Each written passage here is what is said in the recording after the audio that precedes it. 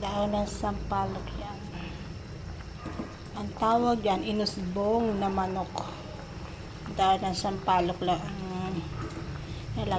ilalagay. Pero naman lalagyan pa ng sinigang mix.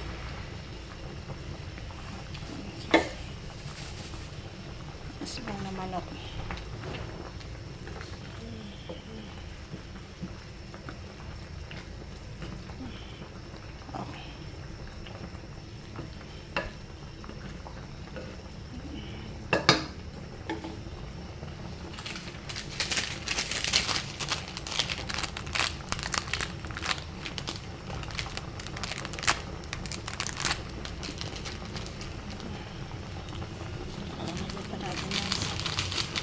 Lagyan pa natin ng sinigang mix.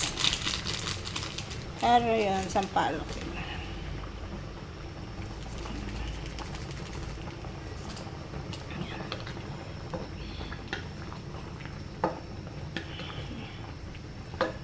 Okay, naluto na ang inusbong na manok, mga lods.